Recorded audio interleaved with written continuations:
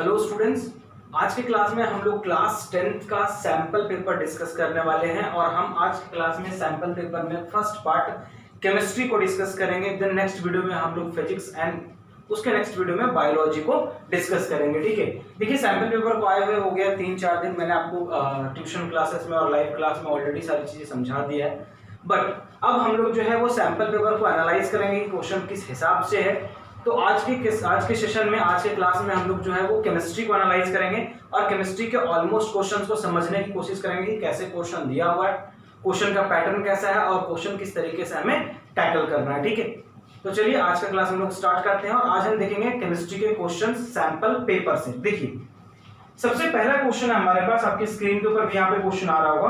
Question कहता है कि list any two observation when ferrous sulphate is heated in a dry test tube. तो कहता है कि जब फेरस सल्फेट को ड्राई टेस्ट ट्यूब में हीट किया जाता है, ठीक है, तो जब हीट किया जाएगा तो कोई दो ऑब्जर्वेशन आपको यहां पे क्या करना है, बताना है। सबसे पहली बात कि फेरस सल्फेट का फॉर्मूला क्या है, FeSO4 7H2। ये हमारा फॉर्मूला है किसका, फेरस सल्फेट का। ये जो है जब इसको हम हीट करेंगे तो क्या हो जाएगा, ये बन जाएगा FeSO4 in the dry state. ठीक है, सॉलिड बनेगा सॉलिड क्रिस्टल में और साथ साथ में क्या बनेगा, 7H2O गैस के फॉर्म में यहां से निकल जाएगा। ठीक है, चलिए तो ये हमारा FeSO4, इसको मैंने हीट किया तो बना क्या, FeSO4 और 7H2O जो है वो वेपर के फॉर्म में क्या हो जाएगा, यहां से निकल जाएगा ना। ऑब्जर्वेशन क्या, हमने इसे हीट कर दिया ना। सबसे पहले observation change in the colour में चेंज होगा। ये कौन से कलर में होता है, ग्रीन कलर में, इसे हम ग्रीन विट्रॉल के नाम से जानते हैं। ठीक है, और जब इसे हम हीट करेंगे वो कौन से कलर में हो जाएगा, this will be dirty white. ठीक है, व्हाइट कलर में होगा लेकिन थोड़ा मटमैला होगा, that is dirty white colour में होगा और H2O यहाँ पे वेपर बन के निकल जाएगा ना।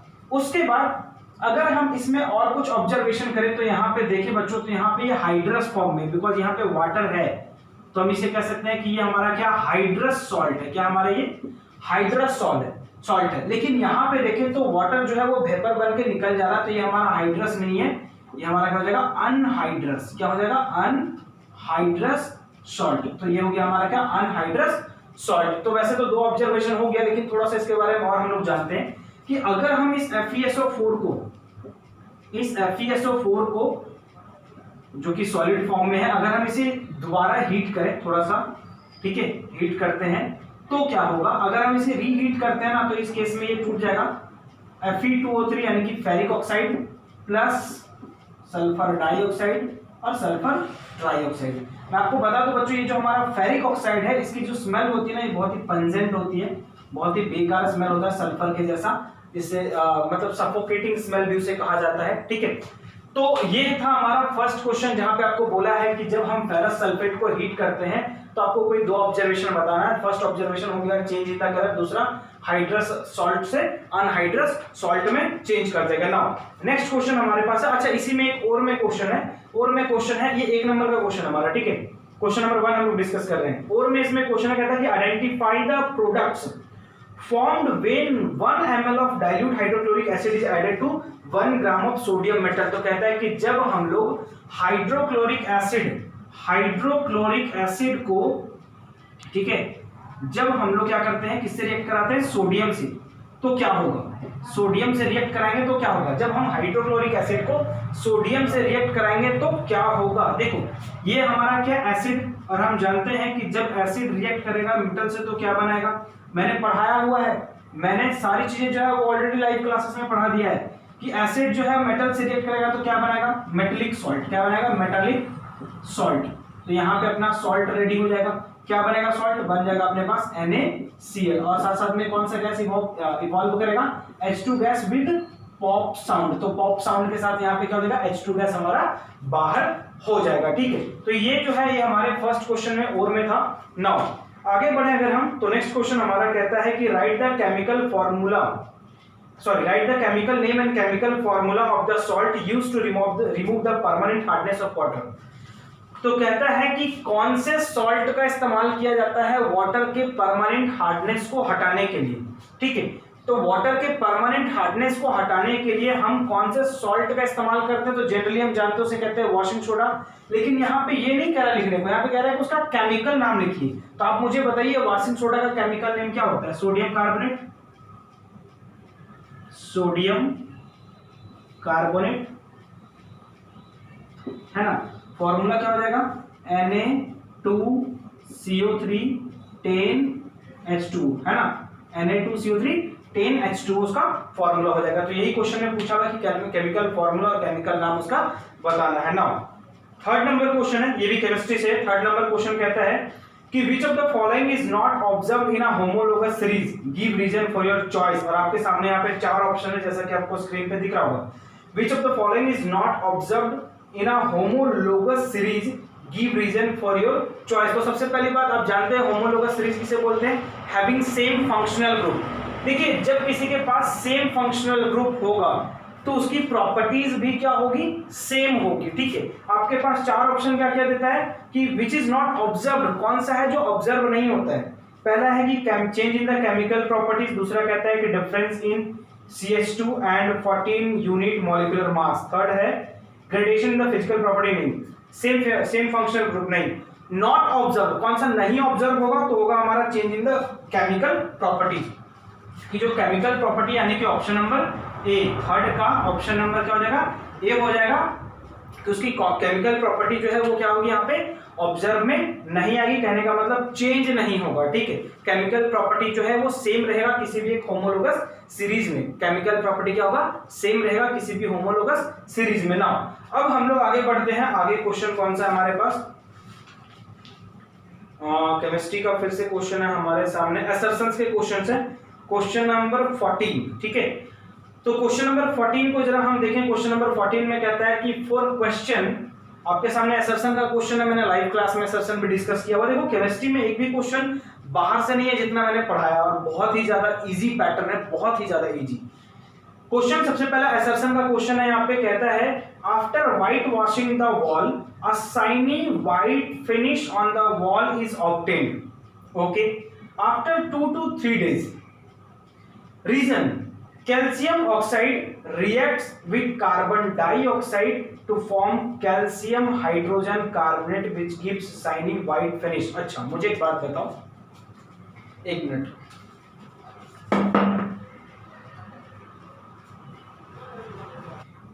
तो कहता है कि after white washing the wall, मतलब हम दीवार में व्हाइट वॉशिंग करते हैं तो शाइनी कलर अपीयर होता है, ठीक है, 2 से 3 दिन में। ये हमारा असर्शन है। असर्शन का मतलब कथन, स्टेटमेंट दिया हुआ है, ठीक है। इसके पीछे का रीजन आपको बताता है कि calcium oxide reacts with carbon dioxide to form calcium hydrogen carbonate which gives a shiny white face. अच्छा, मुझे एक बात बताइए, हम मार्केट से खरीदते हैं चूना, ठीक है, चूना खरीदते हैं, दैट इज कैल्शियम ऑक्साइड, ठीक है। ये जो हमने चूना खरीदा मार्केट से, इसको हम क्या बोलते हैं? दिस इज कॉल्ड लाइमस्टोन, है ना। This is called limestone, sorry, this is called quicklime, this is called quicklime. इसको हम पानी में डालेंगे H2O में, क्या बनाएगा? कैल्शियम हाइड्रोक्साइड, जिसे हम स्लेक्टलाइम के नाम से जानते हैं। क्या बोलते हैं सर? स्लेक्टलाइम, calcium hydroxide. अच्छा, मुझे एक बात बताइए, इस कैल्शियम हाइड्रोक्साइड को हम वॉल पे व्हाइट वॉशिंग में इस्तेमाल करते हैं।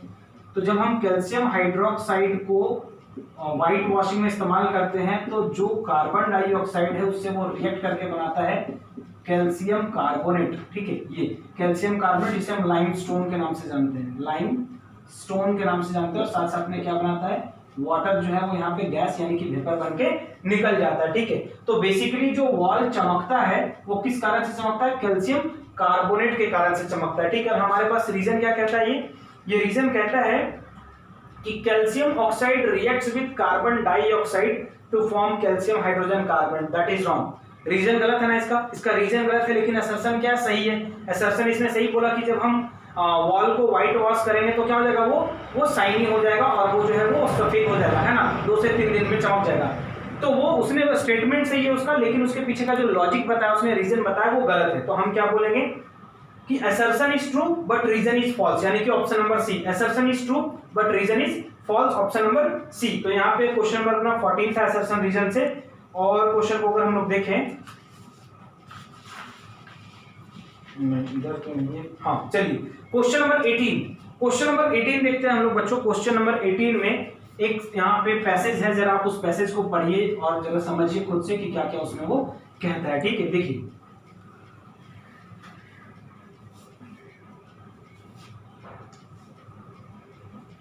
क्वेश्चन नंबर 18 कहता है कि मेटलिक कैरेक्टर यानी कि the ability of an atom to donate electron and form positive ions यानी कि cation is known as the electropositivity और मेटलिक कैरेक्टर। मुझे एक बात बताइए, सबसे पहली बात, ये एक पीरियोडिक टेबल में ग्रुप हो गया और ये क्या हो गया, पीरियड हो गया, है ना। ये क्या हुआ, ग्रुप, और ये क्या हुआ, पीरियड। हम जानते हैं कि ग्रुप में जब हम टॉप टू बॉटम नीचे आते हैं तो क्या होता है, एटॉमिक साइज यहाँ पे क्या करता है, इंक्रीज करता है ना। और जब हम पीरियड में जाते हैं तो क्या होता है, यहाँ पे एटॉमिक साइज जो है वो डिक्रीज करता है। एटॉमिक साइज क्या करता है, डिक्रीज करता है। यहाँ पे एटॉमिक साइज इंक्रीज कर रहा है, यहाँ पे एटॉमिक साइज क्या करेगा, डिक्रीज करेगा। चलिए अब हम इसके क्वेश्चन को पढ़ते हैं। क्वेश्चन कहता है कि the ability of an atom to donate electrons and form positive ions. हम जानते हैं कि मेटल्स के पास प्रॉपर्टी है कि वो क्या करता है, इलेक्ट्रॉन्स को डोनेट करता है, और जब इलेक्ट्रॉन्स को डोनेट करेगा तो वो कैसा चार्ज लेगा, अपने ऊपर पॉजिटिव चार्ज लेगा। लेकिन वही नॉन मेटल जो है वो इलेक्ट्रॉन्स को क्या करता है, लेता है, कैरी करता है। तो वहां पे जब इलेक्ट्रॉन्स को वो लेगा तो अपने ऊपर कैसे चार्ज बनाएगा, माइनस का चार्ज बनाएगा। ठीक है ना। कहता है कि is known as the electropositive और द मेटलिक कैरेक्टर, मतलब जब मेटल जो है वो इलेक्ट्रॉन को डोनेट करेगा तो उसके अंदर इलेक्ट्रोपॉजिटिविटी आएगी, मतलब प्लस चार्जेस को कैरी करेगा और उसमें मेटलिक कैरेक्टर डेवलप होगा। ठीक है ना। Down the group metallic character increases, मतलब जैसे जैसे हम एक ग्रुप में नीचे आते हैं मेटलिक कैरेक्टर जो है वो क्या कर जाएगा, यहाँ पे इंक्रीज करेगा। तो मेटलिक कैरेक्टर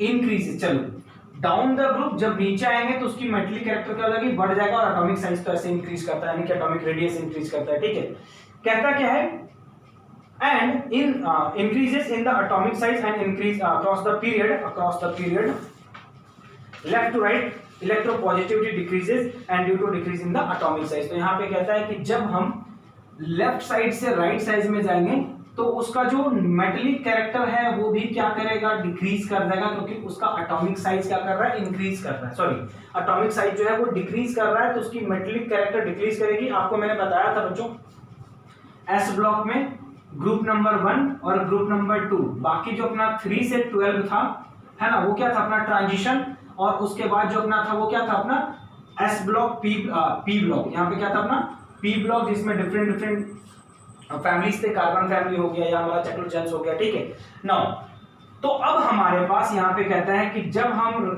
लेफ्ट से राइट साइड में जाएंगे तो एटॉमिक साइज तो डिक्रीज करता है, एटॉमिक रेडियस डिक्रीज करता है, जो भी आप बोल लो। साथ साथ में यहाँ पे मेटलिक कैरेक्टर भी क्या कर रहा है, मेटलिक कैरेक्टर जो है वो भी, मेटलिक कैरेक्टर क्या कर रहा है, मेटलिक कैरेक्टर भी क्या होगा, यहाँ पे डिक्रीज करेगा, बिकॉज ग्रुप में जब हम नीचे आएंगे तो मेटलिक कैरेक्टर इंक्रीज करेगा, और पीरियड में जब हम जाएंगे तो मेटलिक कैरेक्टर डिक्रीज कर जाएगा। ठीक है, देखिए क्वेश्चन क्या कहता है,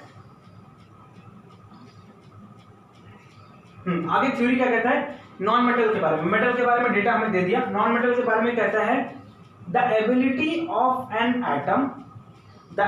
of an atom to accept electron to form negative, मतलब जो एटम, कुछ एलिमेंट है जो क्या करेंगे, इलेक्ट्रॉन्स को एक्सेप्ट करेंगे। तो इलेक्ट्रॉन्स को जब वो एक्सेप्ट करेंगे तो वो क्या करेंगे, नेगेटिव चार्जेस अपने ऊपर लेंगे, यानी कि नॉन मेटलिक कैरेक्टर को डेवलप करेंगे। कहता है कि the elements having high electronegativity have higher tendency to gain electron and form an ion due to group electronegativity decreases। देखो एक ग्रुप में इलेक्ट्रोपॉजिटिविटी इंक्रीज करता है, ध्यान देना, एक ग्रुप में टॉप टू बॉटम आएंगे तो इलेक्ट्रोपॉजिटिविटी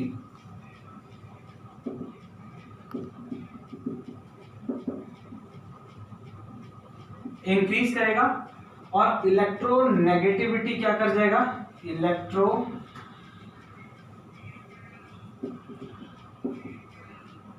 डिक्रीज कर जाएगा। ठीक है, ध्यान रखना। और क्या कहता है कि लेकिन वही अगर हम जाए पीरियड में तो क्या हो जाएगा, इलेक्ट्रोनेगेटिविटी इंक्रीज कर जाएगा। ठीक है, तो यहाँ पे पीरियड में जाएंगे तो इलेक्ट्रोनेगेटिविटी क्या कर जाएगा, इंक्रीज कर जाएगा ना। तो इस तरीके का डेटा जो है हमारे पास दिया हुआ। देखो जिन्होंने पीरियोडिक टेबल नहीं भी पढ़ा ना, अगर पैसेज को ढंग से पढ़ोगे तो क्वेश्चन डील कर सकते हैं। ठीक है, मतलब आपको पास होने का पूरा ऑप्शन दे रखा है। ऑब्जेक्टिव क्वेश्चंस 20 है, 20 क्वेश्चंस आपको जो ऑब्जेक्टिव मिल रहे हैं, तो ऐसे ही जो है वो कहीं ना कहीं अगर आप दिमाग लगाओ तो क्वेश्चन जो है वो टैकल कर सकते हैं ना। अब हमारे पास जो है कुछ क्वेश्चन है, एक आपके सामने यहाँ पे ग्राफ दिख रहा होगा, उस ग्राफ को अगर आप देखें तो सबसे पहला क्वेश्चन पूछता है कि which of the following correctly response the decreasing order of metallic character of alkali metal plotted in the graph. तो आपके सामने जो ग्राफ है वहां पे अगर आप अल्कली मेटल के ग्राफ को देखें तो हमारे सामने lithium, sodium, potassium, rubidium, caesium, याद है मैंने ट्रिक बताया था आपको पीरियोडिक टेबल वाले में, हलीना ने की रब से फरियाद, ठीक है। तो वहां पे हाइड्रोजन था, लिथियम था, सोडियम था, पोटेशियम था, रुबिडियम था, सीजियम था, फ्रांसियम था। तो वहीं पे आपको यहाँ पे एक शीट दिया हुआ है जिसमें लिथियम, सोडियम, पोटेशियम, रुबिडियम और सीजियम है, ठीक है। कहता है क्या है कि which of the following correctly represent the decreasing order of metallic character, कि इनमें से 4 ऑप्शंस आपके सामने, इनमें से कौन सा ऑप्शन है जो सही है और जो रिप्रेजेंट करता है मेटलिक कैरेक्टर का डिक्रीजिंग ऑर्डर, मेटलिक कैरेक्टर का डिक्रीजिंग ऑर्डर। तो हम जानते हैं, मुझे एक बात बताओ, मैंने आपको बताया कि जैसे जैसे हम ऊपर से नीचे आएंगे मेटलिक कैरेक्टर क्या करेगा, इंक्रीज करेगा। तो जैसे जैसे हम ऊपर से नीचे आएंगे तो मेटलिक कैरेक्टर इंक्रीज करेगा, ठीक है। तो लिथियम, ठीक है, सोडियम ने की रब से सीजियम, सीजियम तक ही दिया कि ज्यादा दिया, उससे सीजियम तक दिया ना। चलो देखते हैं कहां तक दिया, सीजियम तक। तो लिथियम उससे ज्यादा मेटलिक कैरेक्टर किसमें, पोटेशियम में, उससे ज्यादा किसमें, सॉरी सोडियम में, उससे ज्यादा किसमें, पोटेशियम में, उससे ज्यादा किसमें, रुबिडियम में, और उससे भी ज्यादा किसमें, सीजियम में। तो हमारा सबसे हाई मेटलिक कैरेक्टर किसमें होगा, सीजियम में। अब हमारे पास यहाँ पे डिक्रीजिंग ऑर्डर में लिखना है, ये हमारा इंक्रीजिंग ऑर्डर में हुआ। इसे डिक्रीजिंग ऑर्डर में लिखेंगे तो क्या करेंगे, हम चीजों को उल्टा कर देंगे ना। तो चीजों को उल्टा कर दो, caesium, rubidium, potassium, sodium, lithium. Option number हमारा caesium, rubidium, potassium, sodium, lithium. Option number C हमारा क्या हो जाएगा, करेक्ट आंसर हो जाएगा। नाउ सेकंड क्वेश्चन पूछता है 18 में, कहता है कि hydrogen is placed along a alkali metal in the modern periodic table तो it shows non metallic character. कहता है कि हाइड्रोजन को हमने जो है वो अल्कली ग्रुप में रखा हुआ है, हलीना हाइड्रोजन है ना लिथियम के ऊपर। तो कहता है कि क्यों रखा है, बताओ क्यों रखा है। मैंने आपको समझाया था कि देखो एग्जैक्ट अगर हम हाइड्रोजन की पोजीशन बोले तो मॉडर्न पीरियोडिक टेबल में भी सही नहीं है, लेकिन वहां पे रखने के पीछे क्या लॉजिक रखा गया जरा उस चीज को हम समझते हैं। उसके लिए 4 ऑप्शन हमारे पास हैं, चूज करते हैं ऑप्शन। सबसे पहला ऑप्शन कहता है as hydrogen has 1 electron and readily loses electron to form negative ions. मुझे एक बात बताइए, अगर नेगेटिव आयन बनाना ही होता तो फिर पॉजिटिव वाले ग्रुप में क्यों आता। हम जानते हैं ना कि ग्रुप 1 यानी कि वैलेंसी 1+1, ठीक है। तो यहाँ पे फिर उस ग्रुप में क्यों आता, वो फिर नॉन मेटलिक कैरेक्टर वाले ग्रुप में नहीं चला जाता अगर माइनस चार्ज बना रहा है तो। यानी कि फर्स्ट ऑप्शन क्या है, गलत है। दूसरा ऑप्शन क्या कहता है कि as hydrogen can easily lose 1 electron like alkali metals to form positive ions, ठीक है। मतलब हाइड्रोजन जो है यहाँ से आसानी से 1 इलेक्ट्रॉन को लूज कर सकता है अल्कली मेटल की तरह और पॉजिटिव आयंस बना सकता है। देखो सेकंड ऑप्शन कहता है कि as hydrogen can easily lose 1 electron like alkali metal to form positive ion. सही तो कि हाइड्रोजन जो है वो आसानी से 1 इलेक्ट्रॉन को लूज कर सकता है और कौन सा आयन बना सकता है, पॉजिटिव आयन बना सकता है। तो हमारा ऑप्शन नंबर कौन सा करेक्ट हो जाएगा, बी, ठीक है। थर्ड ऑप्शन वैसे देख लेते हैं। थर्ड ऑप्शन कहता है कि as hydrogen can gain 1 electron easily like hydrogen to form negative ions. नहीं तो फिर हम उसे हाइड्रोजन ग्रुप में नहीं रखते हैं। अगर 1 इलेक्ट्रॉन को लेकर अगर उसे नोबेल गैस कॉन्फ़िगरेशन को ही टच करना था तो नोबेल गैस कॉन्फ़िगरेशन को लेना था तो फिर तो हीलियम नियॉन आर्गन क्रिप्टन जेनन वाले ग्रुप में नहीं आ जाएगा, वो ग्रुप 18 में हमारा नहीं। तो यहाँ पे वो क्या करेगा, यहाँ पे वो 1 इलेक्ट्रॉन को लूज करता है और पॉजिटिव चार्ज अपने ऊपर कैरी कर रहा है, इसलिए उसे मैंने किसमें रखा है, अल्कली ग्रुप में यानी कि H+, ठीक है। 18 नंबर का थर्ड नंबर क्वेश्चन कहता है कि which of the following has highest electronegativity.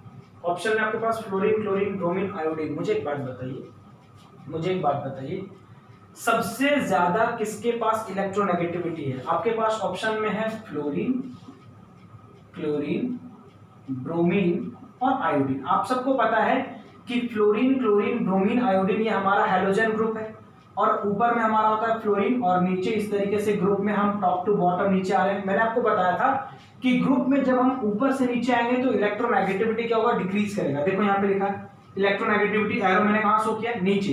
तो इलेक्ट्रोनेगेटिविटी डिक्रीज करेगा। तो सबसे कम किसका होगा, आयोडीन का। सबसे ज्यादा किसका होगा, फ्लोरीन का।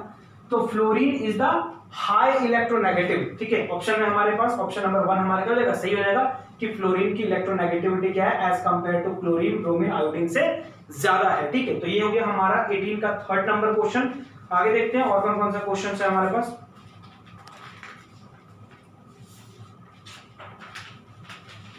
चलिए 5 नंबर क्वेश्चन है। 5 नंबर क्वेश्चन कहता है कि identify the reason for the gradual change in the electronegativity in the halogen down the group. तो कह रहा है कि यहाँ पे हमें एक रीजन फाइंड आउट करना है कि रीजन क्या है, बताओ।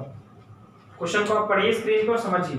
चलिए तो 18 का 4 नंबर क्वेश्चन देखते हैं। कहता है कि identify the reason for the gradual change in the electronegativity in halogen down the group. तो कह रहा है कि हैलोजन ग्रुप में जब हम नीचे आते हैं, ठीक है, जैसे फ्लोरीन, क्लोरीन, ब्रोमीन, आयोडीन नीचे आ रहे हैं, ठीक है, तो यहाँ पे इलेक्ट्रोनेगेटिविटी कम क्यों हो रहा है? तो मैं आपको बता दूं कि इलेक्ट्रोनेगेटिविटी डिक्रीज करता है due to increase in the atomic size. हम जानते हैं कि जब भी हम एक ग्रुप में ऊपर से नीचे आएंगे, जब भी हम एक ग्रुप में टॉप टू बॉटम आएंगे, एटॉमिक साइज या एटॉमिक रेडियस बोल लो, क्या करेगा? इंक्रीज करेगा।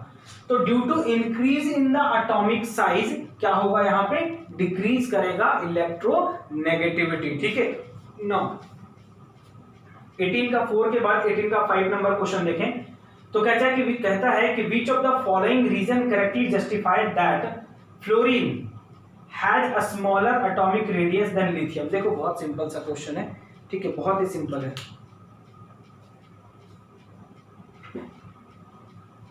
of the following reason correctly justify that which of the following reason correctly justify that fluorine has a smaller atomic radius than lithium। तो कहता है कि फ्लोरीन के पास जो है वो कम एटॉमिक रेडियस है। आपके पास वैल्यू दिया हुआ है कितना फ्लोरीन का एटॉमिक रेडियस दिया हुआ है 72 पिकोमीटर, और जबकि हमारे पास लिथियम का दिया हुआ है कितना 152 पिकोमीटर। मुझे एक बात बताइए, यहाँ पे क्वेश्चन में कहता है कि बताइए कि किसके पास जो है एटॉमिक रेडियस, क्या रीजन है इसके पीछे। आप सब जानते हैं कि जब भी हम एक पीरियड में लेफ्ट से राइट जाते हैं तो एटॉमिक रेडियस क्या होता है? डिक्रीज करता है ना। और जब भी हम ग्रुप में टॉप टू बॉटम आते हैं तो एटॉमिक रेडियस क्या करता है? इंक्रीज करता है। कि जब भी हम लेफ्ट से राइट जाएंगे तो एटॉमिक रेडियस डिक्रीज करेगा, और जब भी हम टॉप टू बॉटम आएंगे ग्रुप में तो क्या होगा? एटॉमिक रेडियस इंक्रीज करेगा। हमें क्वेश्चन में सिंपली पूछा हुआ है कि लिथियम जो है इसके पास ज्यादा एटॉमिक रेडियस है, फ्लोरीन के पास कम है। सिंपल सी बात है, बिकॉज हमारा लिथियम कौन से ग्रुप में लाई कर रहा है? फर्स्ट ग्रुप में। फ्लोरीन कौन से ग्रुप में? 17 नंबर ग्रुप में है। देखो क्वेश्चन में यहाँ पे ऑप्शन 4 हमारे पास है। ऑप्शन नंबर 1 कहता है कि fluorine and lithium are in the same group. No, that is incorrect, पहले ही खत्म हो गया वो। दूसरा कहता है कि fluorine and lithium are in the same period. Same period नहीं, हाँ सेम पीरियड में तो है।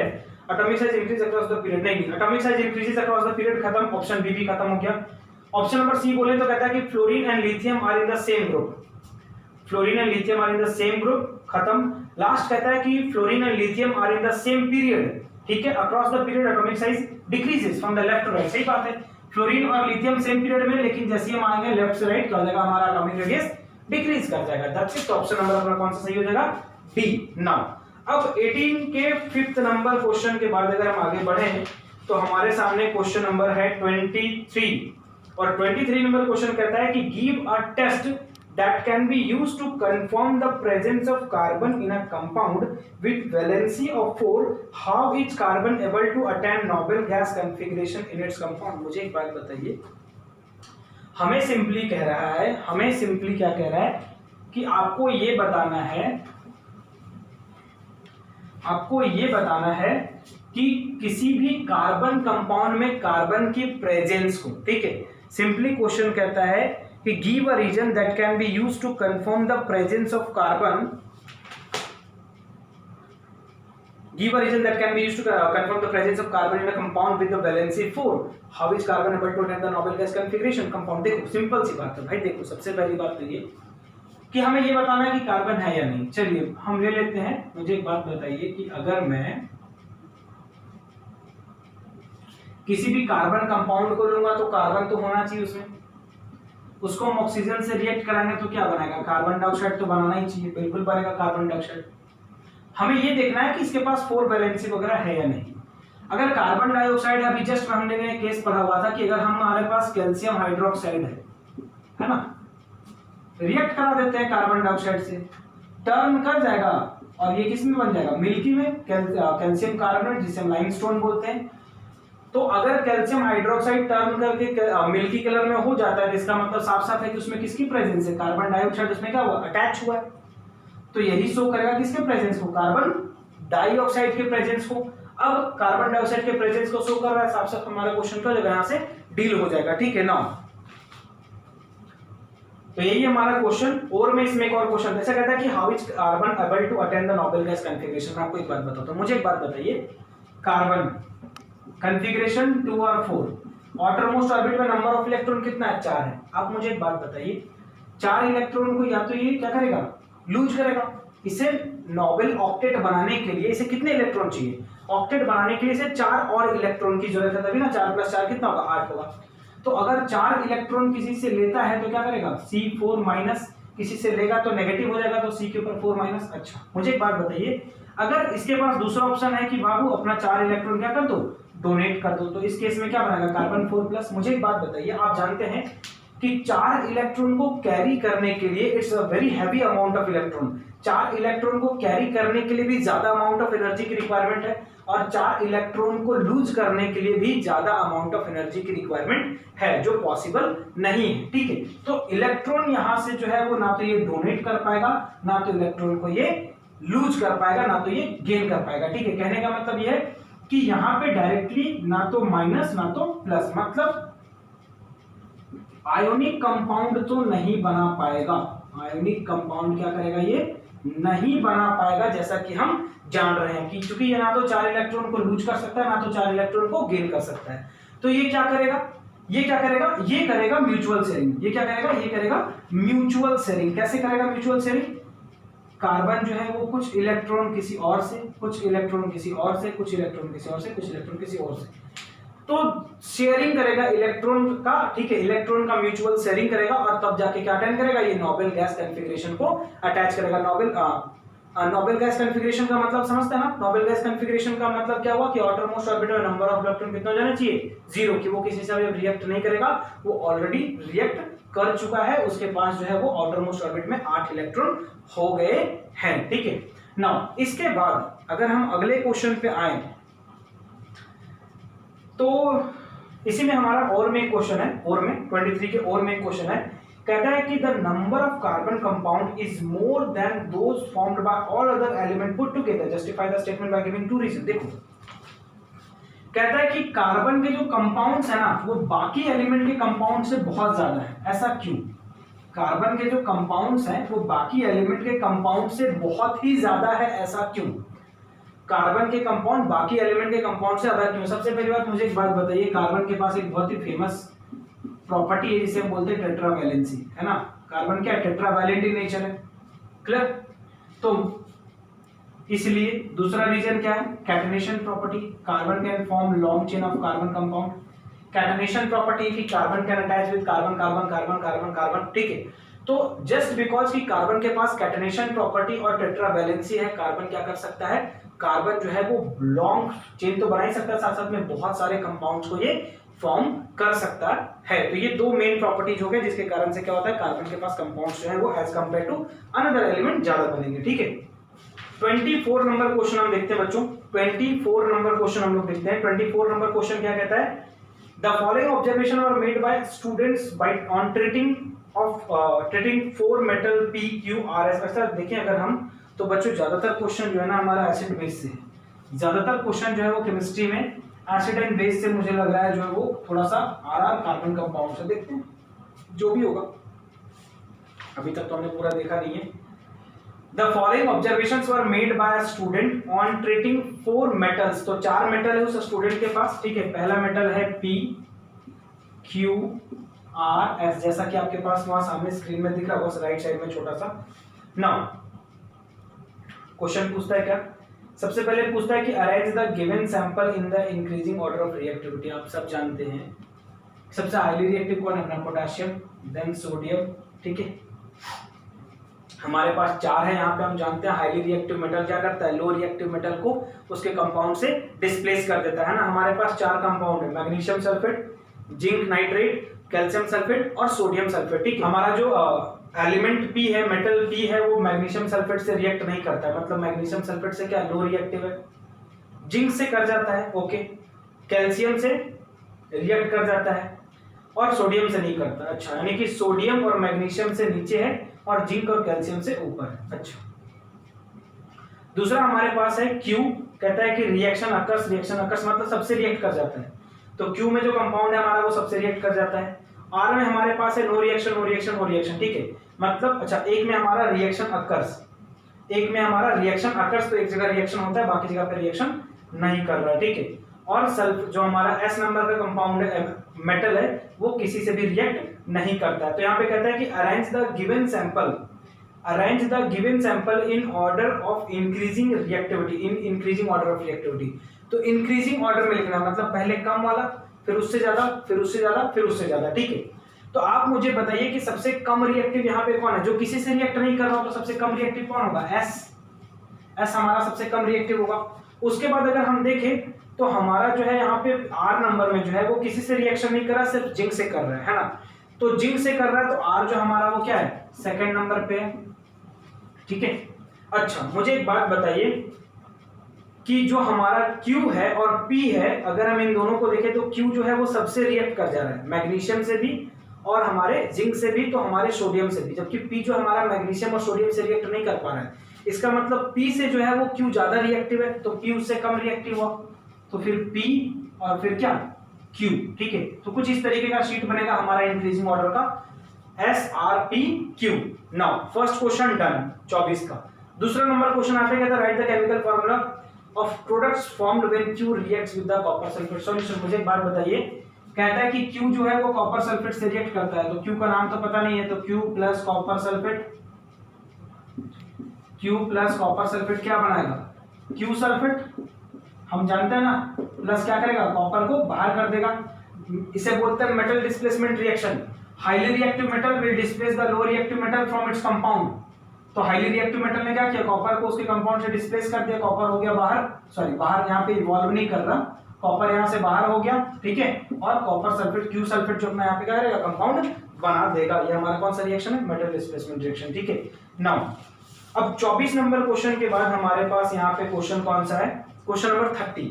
क्वेश्चन नंबर 30 कहता है कि which of the following reaction is or are an endothermic reaction। अच्छा देखो एक इंपॉर्टेंट चीज यहाँ पे कहता है कि which of the following reactions is और are, मतलब एक से ज्यादा भी आंसर हो सकता है, तभी तो आर लिया, प्लूरल है ना।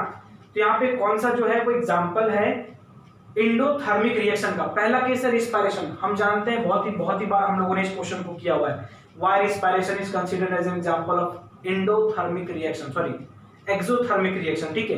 तो हम रिस्पायरेशन को एक्सोथर्मिक का पार्ट में जानते हैं, एक्सोथर्मिक रिएक्शन हमारा वो खत्म हो गया ऐसे ही, ठीक है।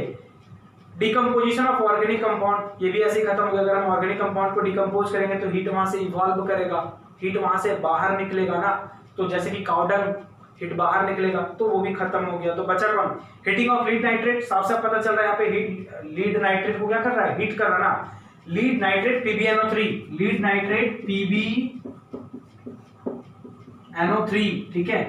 तो लीड नाइट्रेट को हम यहाँ पे क्या कर रहे हैं, हीट कर रहे हैं, मतलब एनर्जी दे रहे हैं ना, तो एनर्जी दे रहे हैं, तो एनर्जी देना ही तो हमारा एंडोथर्मिक है, और अगर वही एनर्जी इवॉल्व करे तो हमारा क्या एक्सोथर्मिक है। फोर्थ नंबर में कहता है इलेक्ट्रोलाइसिस ऑफ एसिडिफाइड वाटर। मुझे एक बात बताइए, इलेक्ट्रोलाइसिस हम कर रहे हैं वाटर का हम इलेक्ट्रोलाइसिस यानी कि इलेक्ट्रो डिकम्पोजिशन रिएक्शन, वाटर का अगर हम इलेक्ट्रोलाइसिस कर रहे हैं वही इलेक्ट्रो डिकम्पोजिशन रिएक्शन, ठीक है, या इलेक्ट्रोलाइटिक डिकम्पोजिशन रिएक्शन, तो हम एनर्जी दे रहे हैं ना, इलेक्ट्रिक फॉर्म में ही दे रहे हैं, बट एनर्जी का ही तो एक वो फॉर्म है, तो वहां पे भी हम क्या कर रहे हैं, एनर्जी दे रहे हैं। तो this is also an example of what, endothermic reaction. तो हमारा दो करेक्ट होगा यहाँ पे, option number B heating of lead nitrate, और ऑप्शन नंबर डी हमारा electrolysis of acidified water. Now और हमारे पास 31 नंबर क्वेश्चन है, ठीक है। देखो 30 नंबर क्वेश्चन क्या है, आपके स्क्रीन पे यहाँ पे दिख रहा होगा आपको, आप देखिए। चलिए क्वेश्चन देख लिया सबने। कहता है the following table shows the position of 5 element A B C D E in the modern periodic table, ठीक है। सब पढ़ाया हुआ मैंने, मॉडर्न पीरियोडिक टेबल का भी मेरे YouTube पे एक वीडियो जो है वो पीरियोडिक टेबल का ट्रिक का वीडियो पूरा 40-45 मिनट का वो वीडियो मैंने अपलोड कर दिया है। बाकी चीजें मैंने लाइव क्लास में आपको ऑलरेडी पढ़ाया हुआ है, ठीक है। तो एक फॉलोइंग टेबल आपको दिया हुआ है। सबसे पहला क्वेश्चन पूछता है कि which element is metal with valency 2। मुझे एक बात बताइए, ग्रुप जो है, जिस ग्रुप में एलिमेंट एग्जिस्ट करेगा, है ना, 1 2 भाई उसकी क्या होगी वैलेंसी होगी। मैंने पी ब्लॉक का भी बताया था कि कितना जोड़ना होगा 10 जोड़ेंगे ना, मैंने सिखाया हुआ था इस चीज को। तो वही यहाँ पे क्वेश्चन पूछता है कि बताओ किसकी वैलेंसी 2 होगी। तो हमारे दूसरे ग्रुप में कौन है डी, तो एलिमेंट डी हमारा क्या हो जाएगा सही आंसर हो जाएगा। तो यानी कि फर्स्ट क्वेश्चन जो है which element is a metal with valency 2, तो हमारा डी नंबर सही हो जाएगा। ठीक है नाम पूछ देगा तो क्या लिखेंगे बताओ। अब आप मुझे बताइए कि थर्ड पीरियड में है और सेकंड ग्रुप में, खुद से सोच लेना नाम क्या होगा। ठीक है थर्ड पीरियड में और सेकंड ग्रुप में, खुद से नाम सोच लीजिएगा क्या होगा। ठीक है which element is least reactive, मुझे एक बात बताइए, अगर आप देखें यहाँ पे 18 ग्रुप में तो सी नंबर का एक एलिमेंट है ना, 18 ग्रुप में सी नंबर का एलिमेंट है। अगर नाम भी पूछ दे तो नाम भी लिख सकते हैं, आपकी जो इच्छा। ये हमारा क्या लीस्ट रिएक्टिव है, बिकॉज कौन से ग्रुप में 18 ग्रुप में, जिसे हम जीरो ग्रुप बोलते हैं, नोबेल है ना, इसका आउटरमोस्ट ऑर्बिट में नंबर ऑफ इलेक्ट्रॉन क्या होगा फुलफिल, तो इसके पास वैलेंसी कितनी होगी 0, तो ये हमारा क्या है लीस्ट रिएक्टिव हो गया। तो ऑप्शन ये हमारा जो है वो 18 नंबर का सी। नाउ थर्ड क्वेश्चन कहता है कि out of D and E which element has smaller atomic radius. अभी जस्ट मैंने पहले वाले क्वेश्चन में मैंने करवाया था कि जब भी हम ग्रुप में ऊपर से नीचे आएंगे तो एटॉमिक रेडियस या एटॉमिक साइज का होगा इंक्रीज करेगा, और पीरियड में हम जाएंगे लेफ्ट से राइट तो एटॉमिक रेडियस का होगा डिक्रीज करेगा। वहीं से क्वेश्चन पूछा है बताओ डी और ई में किसका एटॉमिक रेडियस क्या है छोटा है। मुझे बताइए कि डी से ई लेफ्ट से राइट जा रहे हैं ना, तो एटॉमिक रेडियस किसका छोटा होगा ई का छोटा होगा। खत्म। तो क्वेश्चन नंबर 31 डन। ठीक है 31 के बाद 32 नंबर क्वेश्चन। 32 नंबर क्वेश्चन कहता है कि explain the formation of calcium chloride, explain the formation of calcium chloride with the help of electron और स्ट्रक्चर। अच्छा why do atomic compound not conduct electricity in solid state but conduct electricity in the मॉल्टन और the aqueous state. मुझे एक बात बताइए, सबसे पहले question को बनाते हैं। ठीक है कैल्शियम क्लोराइड है ना, कैल्शियम क्लोराइड है, चलो देखो कैल्शियम क्लोराइड, इसका इलेक्ट्रॉन और स्ट्रक्चर लिखना है। ध्यान देना कि अभी जब अपने क्लास में चल रहा है कार्बन कंपाउंड चल रहा है ना, इसका मतलब ये नहीं कि यहाँ पे शेयरिंग दिखा दे, नहीं, हमें पता है ये मेटल है ये नॉन मेटल है, ये आयनिक कंपाउंड बनाएगा है ना। तो कैल्शियम इलेक्ट्रॉनिक कॉन्फ़िगरेशन करेंगे तो कितना इसका एटॉमिक नंबर 20, 2 8 10 और कितना हो जाएगा बताओ 2 8 8 2 है ना। तो 2 इलेक्ट्रॉन क्लोरीन का अगर हम बोले, ठीक है, तो यहाँ पे कितना इलेक्ट्रॉन, 1 इलेक्ट्रॉन रखेगा, 2 3 4 और इधर 5। यहाँ पे भी क्लोरीन रखेंगे बिकॉज Cl2 है, तो 1 इलेक्ट्रॉन 2 3 4 5। ठीक है क्लोरीन क्या करेगा, क्लोरीन क्या करेगा 1 इलेक्ट्रॉन इससे लेगा। ठीक है क्लोरीन क्या करेगा, अच्छा क्लोरीन के पास 7 है ना आउटरमोस्ट ऑर्बिट में, हाँ 7, तो 5 और 6 7 6 7। ठीक है तो 1 इलेक्ट्रॉन क्लोरीन लेगा और दूसरा इलेक्ट्रॉन कौन लेगा, ये क्लोरीन। रुको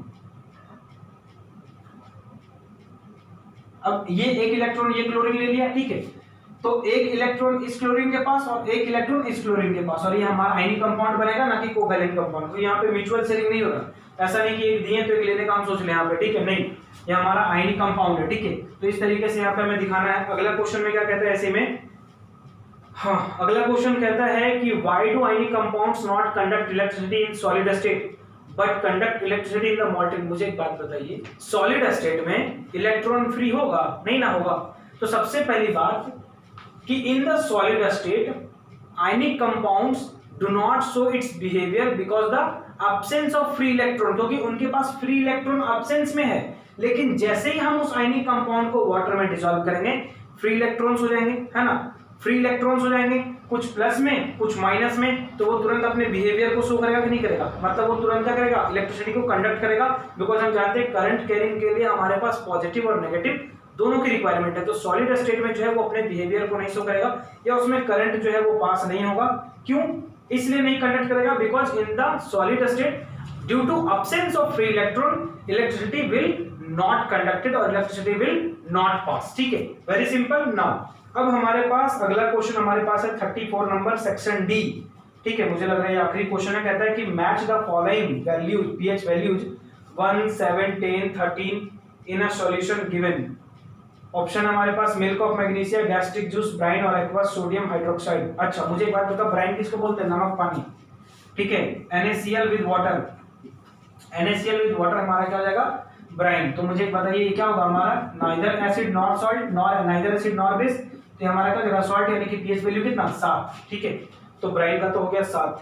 फिर क्या कहता है, गैस्ट्रिक जूस यानी कि हाइड्रोक्लोरिक एसिड, पीएच वैल्यू क्या एसिडिक होगा, तो 10 और 13 तो तुम्हारा होगा नहीं, तो होगा क्या 1।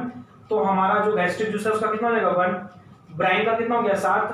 मिल्क ऑफ मैग्नीशिया और एक्वा सोडियम हाइड्रोक्साइड, हम जानते हैं सोडियम हाइड्रोक्साइड मोर अल्कलीज है, तो हमारा सोडियम हाइड्रोक्साइड का हो जाएगा 13 और जो हमारा मिल्क ऑफ मैग्नीशिया उसका हो जाएगा कितना 10। तो यही है क्वेश्चन। अच्छा 13 का हमारा यहाँ पे कहता है कि Amita and Rita decided to bake a cake and added baking soda to the cake batter, ठीक है। तो यहाँ पे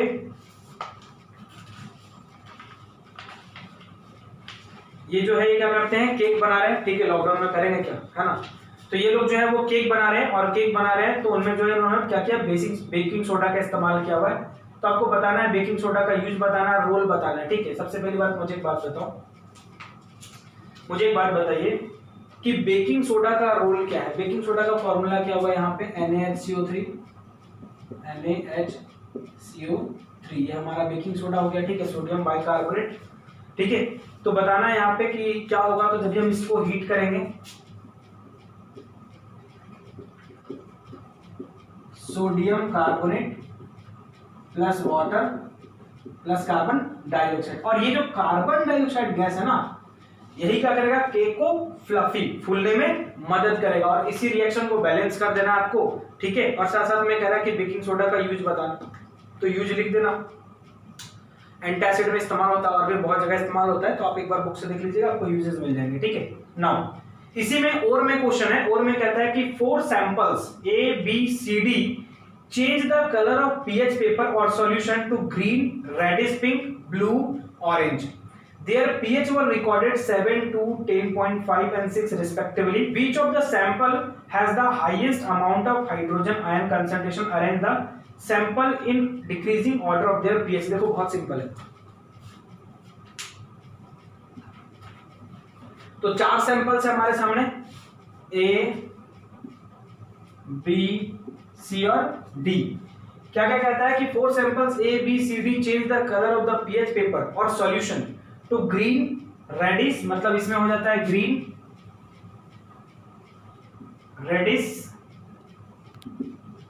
रेडिश क्या, पिंक। सी में क्या हो जाता है, ब्लू, ठीक है। और डी में क्या हो जाता है, डी में कलर हो जाता है ऑरेंज, ठीक है, ऑरेंज। नाउ कहता है कि their pH were recorded as 7, अच्छा इसका 2, इसका 10.5 और फिर इसका 6, ठीक है। Which of the sample has the highest amount of hydrogen ions concentration? देखिए pH is inversely proportional to hydrogen ions, ठीक है, ये ध्यान में रखना। pH is inversely proportional to hydrogen ions, कैसे, जरा समझना।